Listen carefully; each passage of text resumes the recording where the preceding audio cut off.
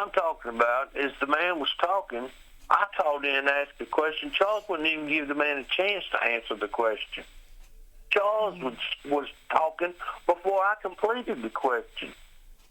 Now, that's not fair to the community. It's not fair to that deputy. And Charles Roark ought to be ashamed of himself.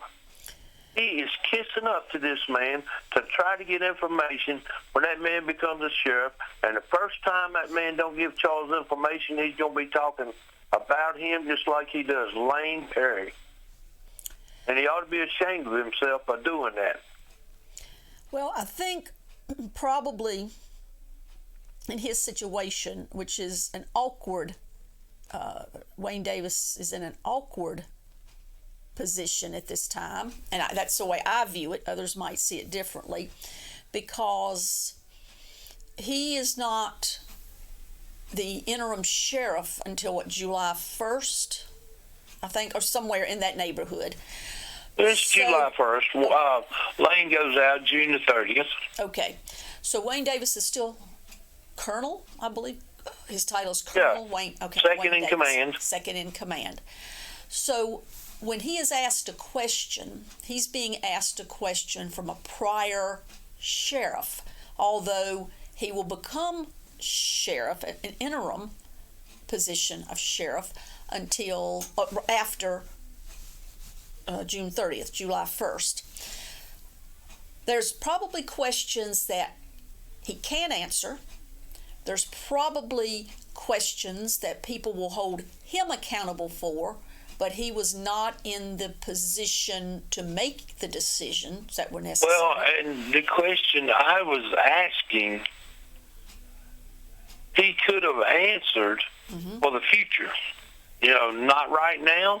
He could have answered and said, okay, when I become sheriff, this could happen. Charles didn't even give that man a chance to talk.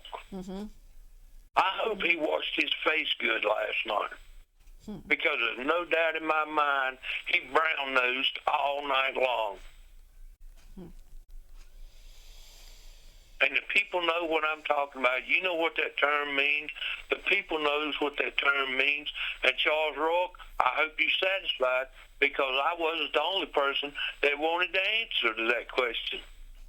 But I'm the only one that's got the gumption enough to call in and ask him. He's always talking about he wants to ask the tough questions. Well, he didn't ask any questions last night. As far as I could see, he wasn't doing nothing but brown-nosing the man. He ought to be ashamed of himself for the community. Well, I think you're referring to the death in the jail, right? Am I right? Absolutely, but I'm not the only person that called in and asked questions about that, and Charles let the man answer the questions. But when I call in, he cuts me off. Another person calls in pertaining to another death in the jail, and Charles Roark cuts them off. I watched the whole hour last night. I know everything that happened at that show last night while it wasn't in commercial. Well, let's look at it in this regard. After July 1st, those are questions that he might have more liberty to answer. He won't be back on after July the 1st. You don't think so? He won't be back on to take calls because he knows what's going to come up. He knows the questions that's going to be asked. It'll surprise me if he comes back on there live to take call-in questions. But the first time they don't give Charles information, Charles is going to be talking about that man just like he does Lane Perry. He's going to hate him and he'll despise him.